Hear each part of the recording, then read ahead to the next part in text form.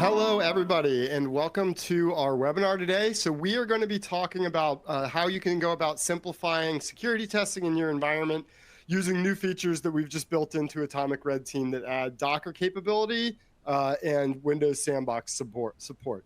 So before we get started, yes, this webinar will be recorded, and by sometime this afternoon, you will be able to replay it, and we will send you an email with a link to the recording once it is available.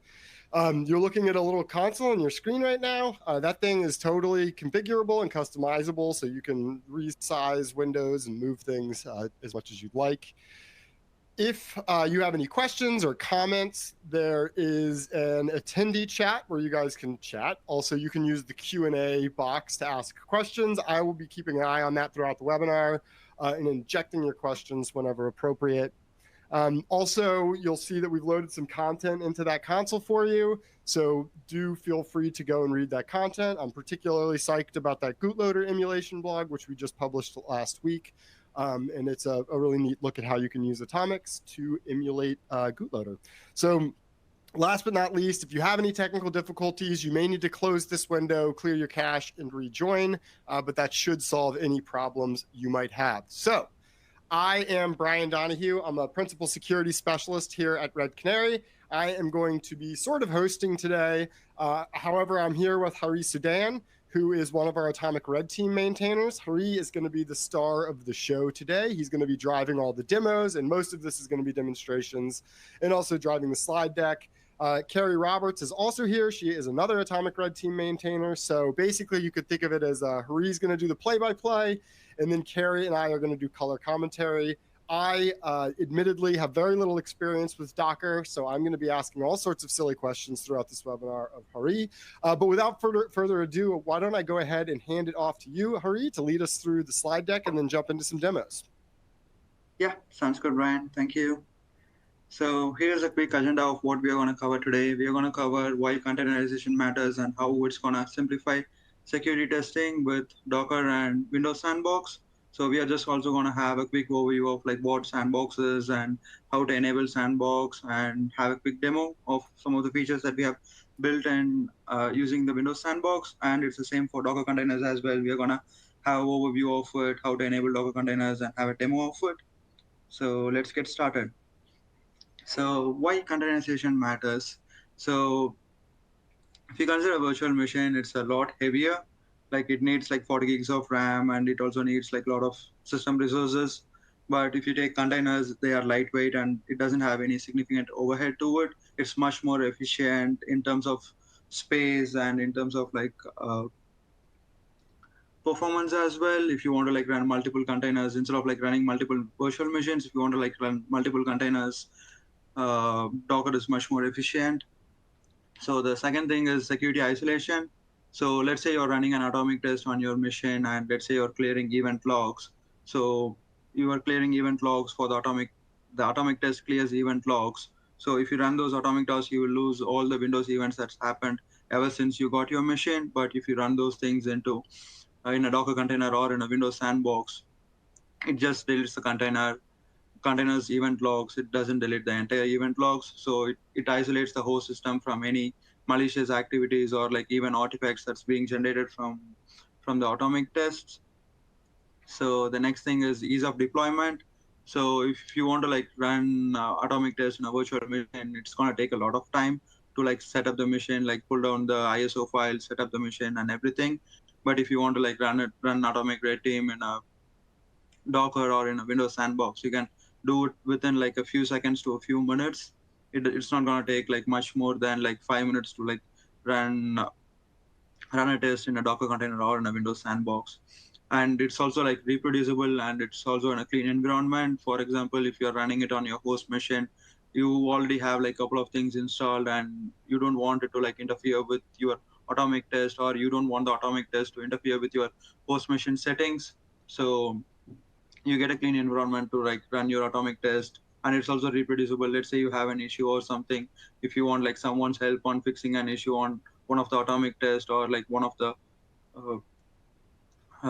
tests that you want to run, you can just share your Docker file, or you can just share your Windows Sandbox configuration, and one one of us in the community would be able to help, or one of your team members would be able to help, you can also have a reproducible environment over there.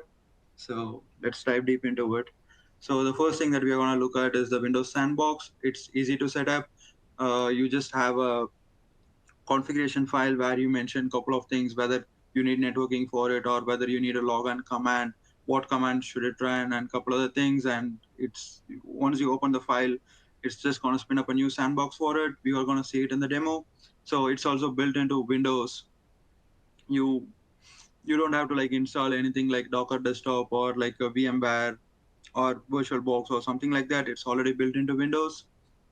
It provides stronger isolation compared to uh, what Docker provides. So we will get to that during Docker. So it provides stronger isolation because it has a virtualized kernel to it. You don't like share your kernel with your Windows machine. It has a virtualized kernel, and like most of the files are like ephemeral. It's gonna like delete all the files whenever you close your Windows Sandbox. It's also less overhead compared to like virtual machines, since like Windows Sandbox works on like a sharing principle. It's gonna share most of the resources from your host machine. All the immutable files from your host machines are gonna be used for your Windows Sandbox, and the things that are mutable, Windows Sandbox is gonna create a replica from the Windows image. So most of the things, Windows Sandbox is lightweight. It's probably gonna be like few megabytes to probably a gigabyte. So it's so lightweight that you don't have to like spin up. You don't have to spend up most of the resources over there. So it has much less overhead compared to a virtual machine. And enabling Sandbox requires Windows 10 or 11 Professional or Enterprise Edition, and you have to enable virtualization on your machine, and you have to enable Sandbox on Windows optional features.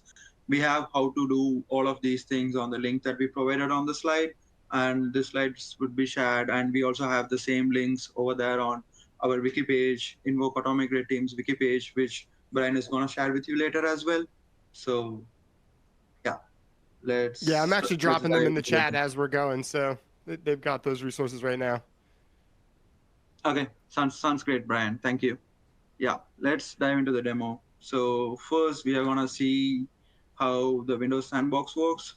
So if you clone the Invoke-Atomic Red Team repo, there is a folder called Sandbox where you can find arc.wsb file. WSB stands for Windows Sandbox configuration file. So once you double click the Windows Sandbox configuration file, it's gonna spin up something like a virtual machine. Uh, Windows docs call it as like disposable container VM. So yeah, it's gonna spin up a virtual machine for you, and it's gonna install all the things that's needed for running Atomic Red Team. It's gonna install NuGet because NuGet is required to install YAML, and after that you're gonna install Atomic Red Team. So hey Brian, do you have any questions while it is installing? Yeah, I actually have a question for you. So this sandbox file is included in the Atomics repository, like when you download Yeah, it's included in the Invoke Invoke? Atomic Red Team repository. It's not in the Atomic Red Team, but it's in the Invoke Atomic Red Team repository. Okay, so when I download Invoke, like this is going to be inside of the, paths to Atomic folder somewhere, so I can go in and go ahead and just click that, and that'll spin up a custom art or Invoke-Atomic sandbox in Windows Sandbox, right? Yeah, that's right.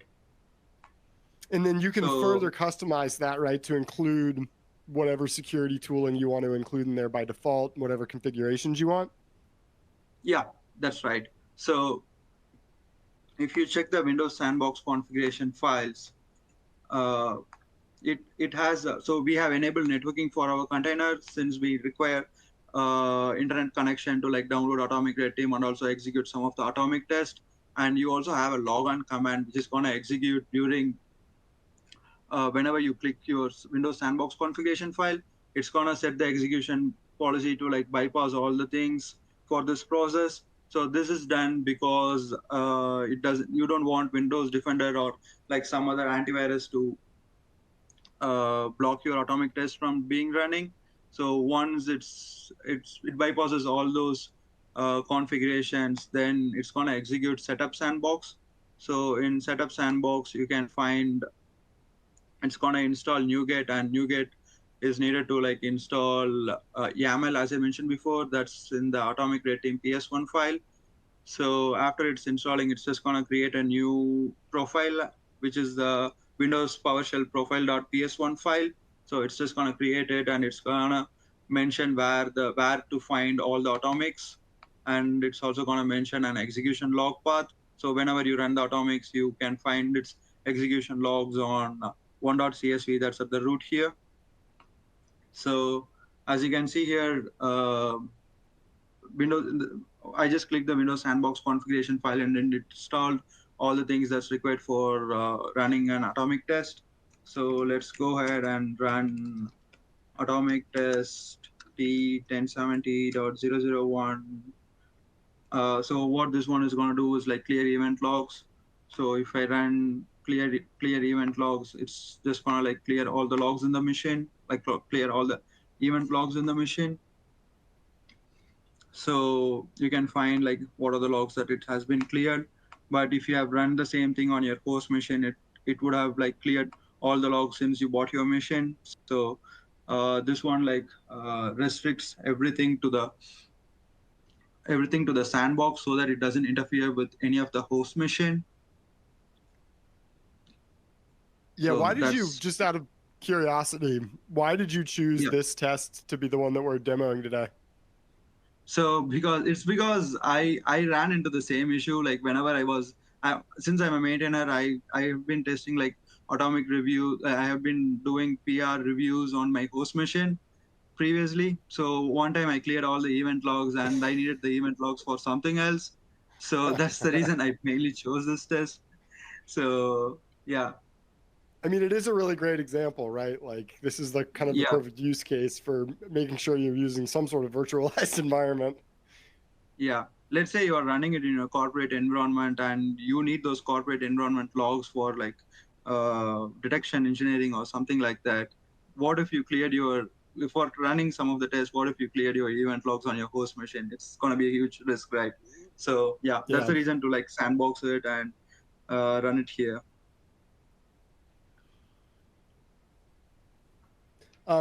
Does the sandbox, I feel like you may have mentioned this earlier, but does the sandbox include built-in functionality to roll back?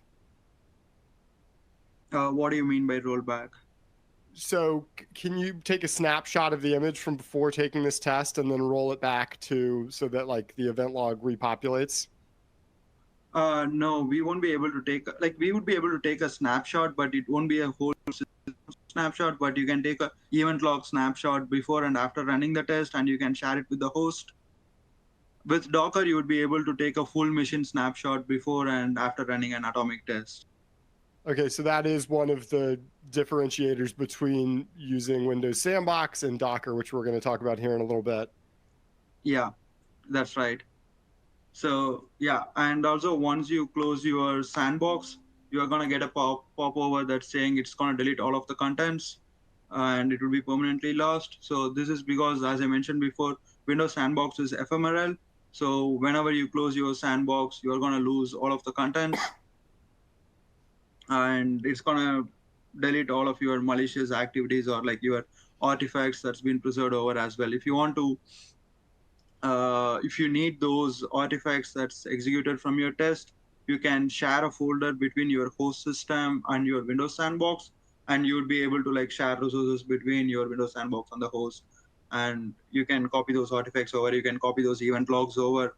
If you want to even have the execution log on your Windows Sandbox, you can copy those over as well. So you can make those changes in the Windows Sandbox configuration file that's mentioned here on the WSB file. You can also add a shared folder here. You can find all of those things in the Windows official docs on how to write a Windows Sandbox configuration file. And I'm really curious about like the community's thoughts on it, on like how they are gonna like use this and like set up multiple things with it. You can even install OS Query daemon. You can install Microsoft Defender ATP. You can install a lot of things. So I'm really curious like what the community comes up with it. So yeah, me too. I don't know that we have a great mechanism for sharing like your Windows Sandbox configuration files, but I do think that there are going to be people out there that will create like really, really neat sort of lab environments, right? Like whether it's like automatically configuring it to have sysmon modular in there, or as you said, OS query or other tools. So I'll be curious to see like if there's any sort of mechanism for people sharing that. Like we could obviously do it in the Slack, but yeah, that'll be super interesting to see if people create really nice like detection labs for people to use. Yeah, and if you see it, it's something like an Ansible script where you can just like put in a couple things and it's gonna like do all of those things for you. And the main benefit is like it's really fast. So as you have seen here, if you have done a virtual machine way for running atomic test, then it would have taken you at least like 10 to 15 minutes, whereas here it just takes like 20 to 30 seconds to like spin up a virtual machine container, and it's gonna install all of those atomic tests for you as well, right? Yeah, So yeah, it's very, this very is cool. like much faster. Yeah. It's lightning fast. Yeah. I'll go ahead. So yeah, to me, Does community this have any seems like questions? so we don't have any in the chat, but just to provide some commentary here, to me, like this seems like an absolute no-brainer for anybody who's using a Windows machine, right? So Yeah. I don't know why Windows built the Windows Sandbox into it. I don't know if it was specifically for security purposes or if it's for more of like application testing and stuff like that. But this to me does seem like it's going to be a majorly like beneficial feature for folks doing testing moving forward. Yeah, it's for security reasons that Windows built it. So this is one of the best features that Windows ever has. So Windows Sandbox, you can run even a malware within the Windows Sandbox, and you don't have to worry about any of the things that it's going to change on your host machine. So that's the primary reason that Windows built its Sandbox. And yeah, I wonder. Sorry, go ahead. So I wonder if a lot of the malware like is like kind of sandbox aware. I wonder if like Windows Sandbox is able to circumvent that and trick the malware into thinking it's running on an actual like an actual machine, actual Windows rather than machine. a sandbox machine. Yeah. Yeah. And I think there is a way to like find it, because whenever you run Windows Sandbox, the username would be wdag utility account. I'm not sure whether we were able to like bypass it and create a new user over there. I might have to do furthermore testing over there. So yeah, I think there should be some way to like check whether it is running on a virtual machine or in a sandbox. So curious about it as well. If it is like, yeah, we do have a couple of questions that have come in here. So the first is, are there additional challenges and considerations for blue teams to get telemetry data from Windows Sandbox versus running it from just a regular provisioned machine? So I believe we can export the event logs, but I'm not sure about like installing a couple other additional software and exporting logs from it. I'm not sure about like how Windows licensing works during those cases. For example, let's say you are installing Microsoft Defender ATP on your Windows Sandbox. I'm not sure how licensing works over there, but you should be able to like extract telemetry data from your event logs out of your Sandbox if you are sharing a common folder between your host machine and your Sandbox. Yeah, I was kind of thinking the same thing. Like we were talking about this before we started recording, and I have to think there's a way that you could figure out how to get like your standard corporate image load into that Art Sandbox file and get all your instrumentation up in there, and then just have it sort of be sending off telemetry up into whatever like your cloud hosted EDR provider is. But I'll be interested to see. I'll be interested to hear back from the community as more and more people start using this, as to the feasibility of that. So the second question is sort of tangentially related, and we kind of started to talk about it. They said, thoughts on detonating malware in a Windows Sandbox. What is your confidence in preventing malware from escaping the sandbox? I'm not a malware researcher, so I won't be able to answer it, to be honest. So yeah, it's probably a question for Windows Sandbox community. I haven't like done much things with Windows Sandbox apart from running atomic tests. Yeah, I was going to YOLO the answer. That's always a loaded question. I mean, you read Microsoft documentation and it was designed to be sandbox, but then you've been in security for a long time and you anticipate one day that somebody finds an escape. So, we can't really answer that directly, but it was designed to be isolated. And so take that for what it's worth. I think that the formal answer to this question is, in theory, you should be able to do that, but proceed with caution and at your own risk. All right, so do we want to move over into Docker now, Hari? Oh yeah, sure. Before moving on to Docker, I would just like to make one other comment here. So this Windows Sandbox is pretty beneficial for all of our new contributors, or if you want to like test out running atomics and you don't want to like do it on your host machine, if you want to like, just test out how atomic red team works, this is the best way to do it. So just want to make the comment over there. Yeah, I'll move on to Docker right now. So this is the second part of our webinar, which is going to be about Docker containers. As I mentioned before, Docker containers are like lightweight and resource efficient. So it also has cross-platform compatibility for Windows. You can run both Windows and Linux containers on your Windows machine, but on your Linux machine, you would be able to run only Linux containers. It can also do parallel runs. Let's say you want to run 10 different atomic tests in a clean environment. You can spin up 10 containers and you can run each test in one of the containers, and you would be able to like automate it as well. This is one of the benefits compared to like Windows Sandbox. Windows Sandbox, you can run only one sandbox at a time. You won't be able to run 2 or 3 sandboxes, but with Docker containers, even you can run like 100 Docker containers at the same time. So apart from that, it also provides dependency isolation. So you can, let's say your test needs like Python 3.9, 3.10, or 3.11 or something like that, and your system has like a couple of Python versions installed. In your host machine, if you're running the atomic test, you have to worry about like whether those dependencies are gonna like mess up with your atomic test, or whether your atomic test is gonna mess up your host's Python versions or something like that. You don't have to worry those things in the Docker container. You can simply go ahead and install whatever dependencies that you want, and you should be good to go. It doesn't interfere with any of the host machine as well. So one of the major benefits that I see like running Docker containers is like snapshot and rollback capability compared to Windows Sandbox. So you get like, so before running an atomic test, you can take a snapshot of the machine and you can have it. And after running the atomic test, you take another snapshot and you can compare both of these snapshots and see what are the file system changes that it has made, what are the other system changes, what are the event logs that it has had, and you can do like n number of comparisons having both snapshots, and it can provide you like valuable telemetry data. So that's beneficial for the community.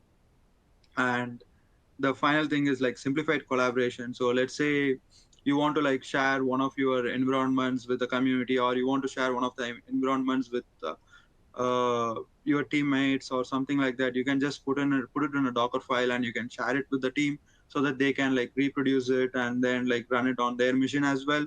It's the same goes for the community as well. For example, if you have like Windows Sandbox configuration or a Docker file which already has like pre-installed OS query or pre-installed Microsoft Defender, you can share it with the community, and it would be helpful for like lots of people.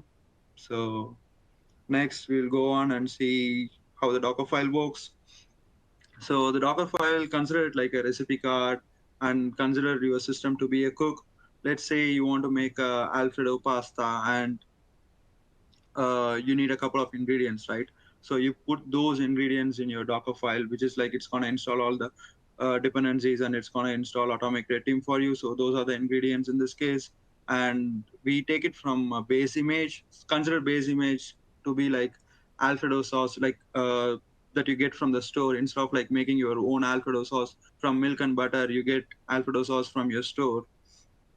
And you can like quickly make the pasta, right? Base image is something like that. Base image comes up with like built-in software tools and like built-in programs. So in this case, we have the PowerShell base image from Microsoft, which is going to have all the dependencies that we need for a Windows container or a Linux container as well. And after pulling down the base image, you are going to download Atomic Red Team, and it's going to execute setup.ps1 file. if you check the setup.ps1 file, it's gonna just install a couple of dependencies that's needed for running your atomic test. Even here, you can mention, you can like pull in all the required dependencies. You can do Invoke-Atomic test dash all, get prereqs for all of the tests, and you can have the Docker file with all of the prereqs installed as well. You can do a lot more things with this Docker file. It's also configurable, something like Windows Sandbox configuration. So let's move on to like how to enable the containers on your Windows and Linux machines. Oh, I forgot to mention this. Like Windows Sandbox is only for Windows machines. It's not available on Linux and Mac. But Docker Desktop, it's available on all the three platforms: Windows, Linux, and Mac OS. So for running Docker containers on Linux and Mac OS, it's pretty straightforward. You just have to download the Docker Desktop, and you can run Docker containers using the Docker command, or you can use the graphical user interface for the Docker Desktop as well. But if you want to run containers on your Windows machine, there are a couple prerequisites. For running Linux containers on your Windows machine, you have to enable WSL2, Windows Subsystem for Linux. And for running Windows containers, you should require Windows 10 or 11 Professional or Enterprise Edition. So those two things are mandatory if you want to like run containers on your machine, depending upon which containers you want to run. And you also have to enable virtualization and Windows optional features as well, as we mentioned on the previous Windows Sandbox one. So yeah, so let's go ahead and start with the demo for running Docker. So first thing that you have to do is like pull. So the Docker image is published to public Docker Hub, where you can find it under Red Canary user. So we are gonna pull Invoke-Atomic Red Team image from the Red Canary Docker Hub registry. So once we pull it, so since I already have it, it's mentioned like image is up to date, but if I don't have it, it's gonna pull the Docker image. So in your machine, it's gonna pull down the Docker image, and once you have the Docker image, you can do docker run -it. It's gonna get you an interactive terminal, and you can run the Invoke-Atomic Red Team.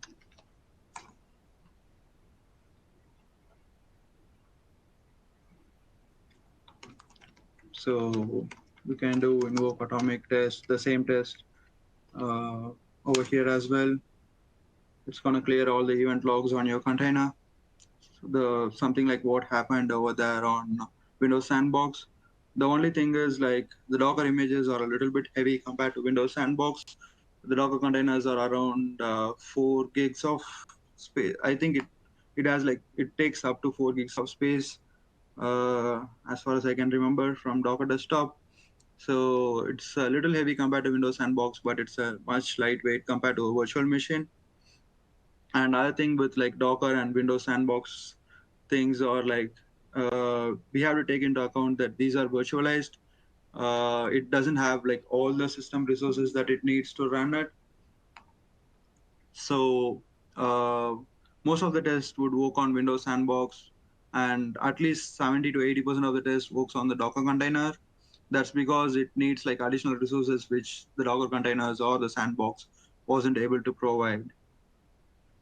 So that's one other thing, and want to mention this one as well. So if you want to run Linux containers on your Docker desktop, you have to right-click Docker desktop and do switch to Linux containers. If it is already in the Linux containers mode, you have to right-click and do switch to Windows containers for running Windows containers. So yeah. Hey Brian, So do you have any questions? we don't have any from the crowd, but I have a couple for you. So we were talking beforehand, and I believe you said that your preference is using Docker over Windows Sandbox. And like, what exactly is it? Because it's more customizable. Do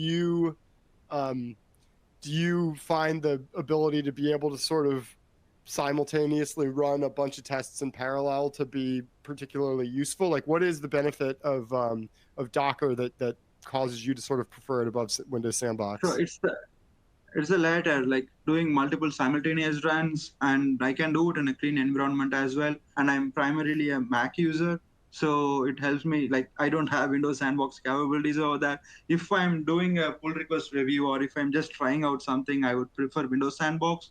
But if I want to do something like continuous detection and coverage, I'm gonna go with Docker. That's because it's like more easily it can be automated, and you can run it in Azure Kubernetes Service or Google Kubernetes Engine or something like that. Or even you can spin up your own Docker cluster, and you can like run all of your Docker containers over there. It's much easier to like automate those things. But with Windows Sandbox, as we already mentioned, it doesn't have like certain capabilities that Docker provides. So I can export logs on Windows Sandbox and Docker, but I won't be able to like take snapshots of the entire machine on Windows Sandbox, right? So it's because of these certain things that I prefer Docker over Windows Sandbox. So I was thinking about this too as you were saying that, like, even when I'm doing stuff that's not, sort of really advanced validation, but I'm just trying to say like, hey, will this test trigger that detector? And I want to do that exercise with 5 tests, right? Even just doing that manually in a VM or a sandbox is tricky, right? Because you got to run the one test, and then you got to wait for the telemetry to go through the engine, and you got to sort of figure, like, whatever you're using, there's a delay in time between like when you run the test and when you're able to validate that it did what you thought it was going to do. And I feel like being able to sort of concurrently run 6 tests and have all of that happening in parallel is probably a huge benefit. So hold on, we do have some questions that just came in. So the first is this way the correct way to execute atomics for which the supported platforms are containers? For instance, and he lists T1613. I think this is apples and oranges, to be honest, but I'll let you answer that question, Hari. I'm sorry, can you repeat the question? I missed you for a second over there. I also have a comment on this one, so I'll comment and maybe that'll help explain the question too. But so the question was whether or not this is the ideal, like if we start up a Docker in the way you showed today, whether this is an ideal and the intended place to run some of our atomic tests where the supported platform is containers, because we have Windows, Linux, Mac containers, Azure, AWS and stuff.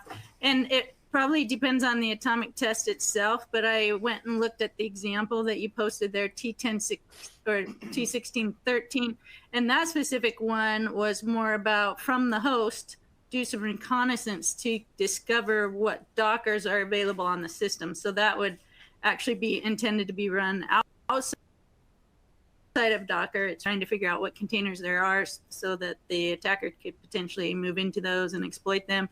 But in that case, no, that would be run from the host outside of the Docker.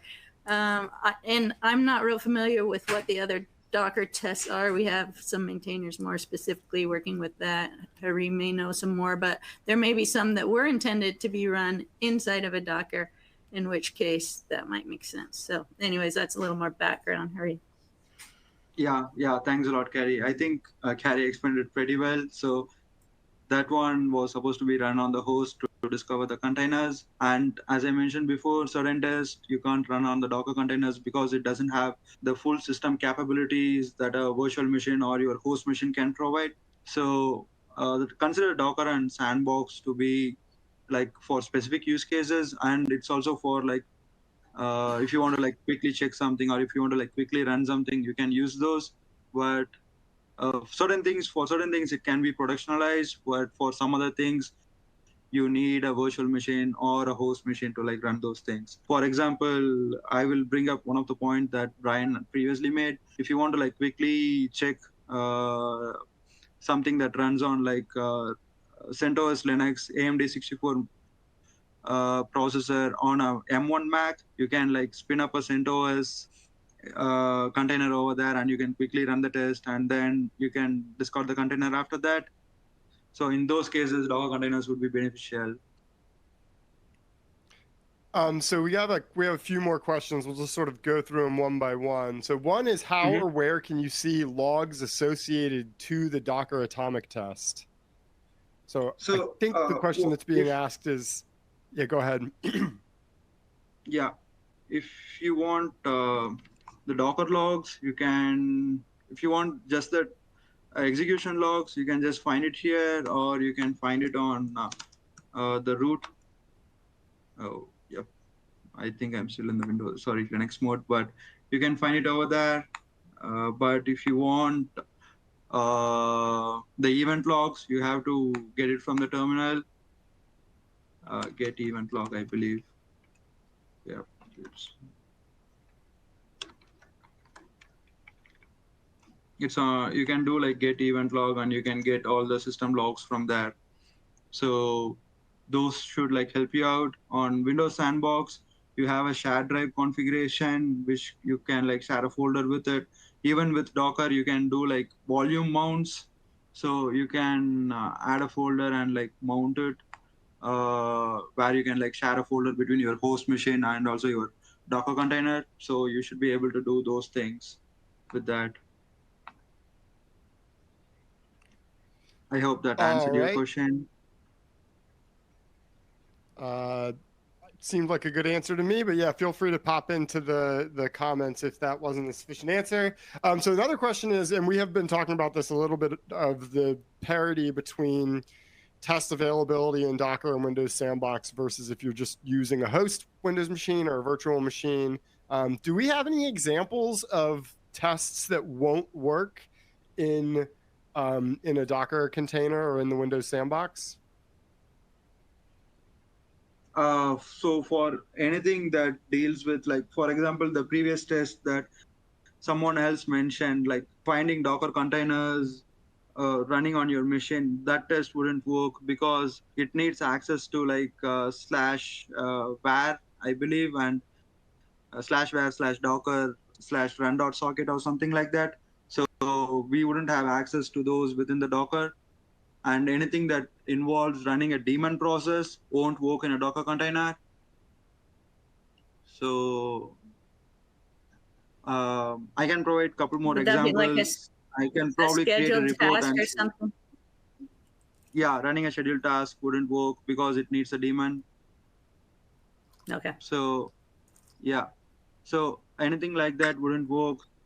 And I can probably provide a couple more examples and create a report and post it on Atomic Red Team or Invoke-Atomic Red Team repository as well, so that if people wants to automate some of these things using Docker, they would have a resource to like go back and look into. All right, so one more question. Oh, go ahead, Carrie.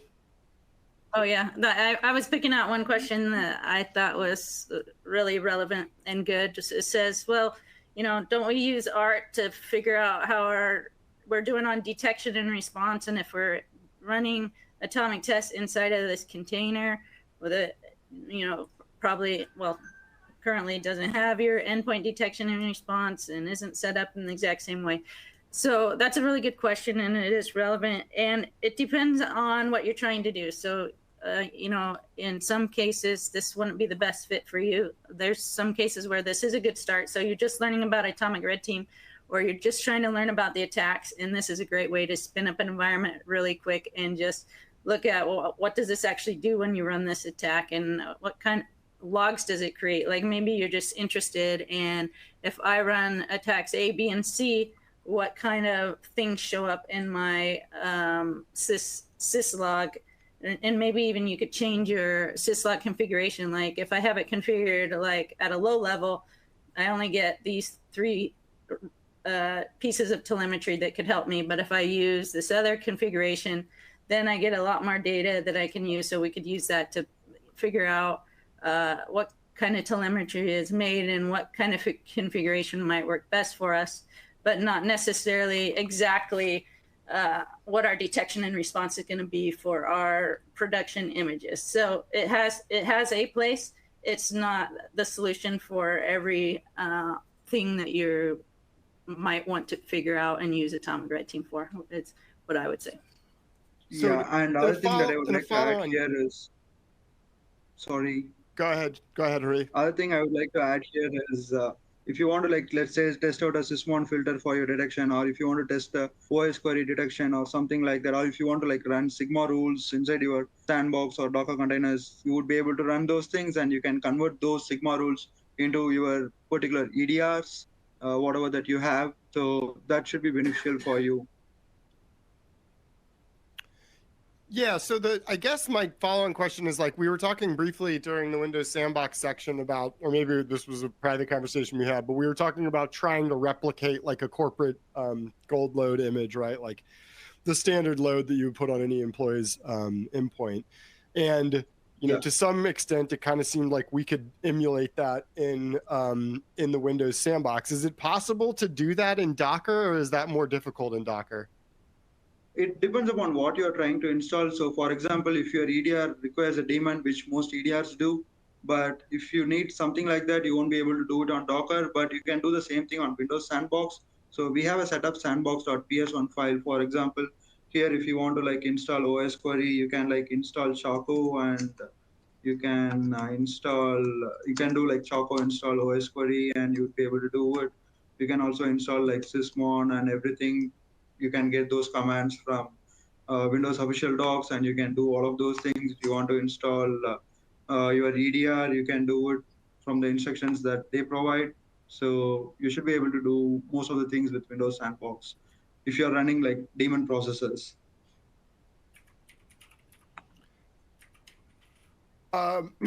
Great. So I don't think that we have any additional questions, but before I let everyone leave, I want to find the invite to the Atomic Red Team Slack in case anyone's not in there.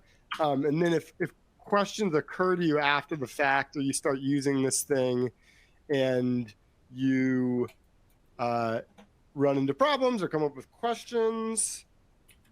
Well, here, if you go to this website and you go to I hit the join the Slack button, but then it just opened the Slack. So on the Atomic Red Team website, there's like in the top nav bar, there's a link that says join our Slack. So if you start using this, you run into questions, just go into the Slack, tag me, tag Hari, tag Carrie, tag whoever. We're all in there paying attention to what's going on. So we can probably answer your questions. Also, I should have changed the email here. If you want to email us, like, you can email that one. I'll see those emails. Also, community@redcanary.com will come to my team as well. So if we don't have any additional questions, then we can get out of here about 15 minutes early. Hari, thank you so much for putting this presentation together. Yeah, Hari also is the one who implemented this within Invoke-Atomic Red Team. So he created the WSB file with the install of Atomic for us and added that to the repo. And he created the Docker images and got those published. And so we're thankful to him as our, I think, newest maintainer. He's been contributing a lot. And also, let's take a minute to put a little teaser out on a potential next webcast where we talk about using GitHub Actions to do even more. And I think this relates to, well, what could we do if we had a Docker like this that we could easily run atomic tests, but yet it doesn't have our EDR on it. I think that's related. And Hari, can you tell us a little, like, 1 minute pitch on what GitHub Actions, why they might be interesting? Thanks a lot, guys, for the shout out. And so our next webinar is probably going to be about GitHub Actions. So GitHub Actions is a continuous integration, continuous delivery pipeline provided by GitHub. You can run atomics on a schedule. You can just mention a schedule, run it like every week or so, and you can like run it on a machines that's provided by GitHub. You can also bring your own virtual machines for GitHub Actions. GitHub Actions is considered like a cron scheduler where you can execute either using GitHub machines or even using your own machines. So if you're bringing your own machines, then you should be able to like do all the things that you want, like do continuous reduction and coverage. You can have your own telemetry, whatever EDR clients that you have, you should be able to use any of those things. You can also install custom applications on GitHub runners as well. So if you open source your code, or if you have a public repository, GitHub runners are free. You can run as many as many scripts as you want on any of the GitHub runners. GitHub runner supports Windows, Linux, and Mac OS. So you can even run your Mac OS Atomics on GitHub Actions. So that's really beneficial for if you want to do like continuous detection and coverage. So we are planning a lot around that. Yeah, we would love to hear back from the community as well. If you have like any other suggestions that you want us to implement, or if you have any issues, feel free to ping us on Slack. Yeah, so the GitHub Actions webinar will be happening at some point in the vague future. Don't know when, but we'll be sure to post links to it when we have a registration date in the Slack. We'll also all post it on our personal social accounts. Red Canary will post it on their Twitter and LinkedIn. Like Adam just said, there is a webinar, I believe, this coming Thursday. And I hope I'm not talking about the wrong webinar here, but I'm pretty sure it's Keith McCammon, who is the Chief Security Officer here at Red Canary. Sorry, it's Wednesday. And I think I think what he ended up talking about in this webinar revolved a lot around the bootloader emulations that we published last week. So be sure to check that out. Definitely check out the bootloader blog. And beyond that, thank you so much, everyone, for attending. Huge thanks to Hare for hosting this and guiding us through and explaining how all this works. Also, big thanks to Carrie for adding clarification. And without further ado, I hope everybody enjoys the rest of your day. And thank you so much for attending. Yeah, thanks a lot for Red Canary for hosting me as well. Thanks a lot.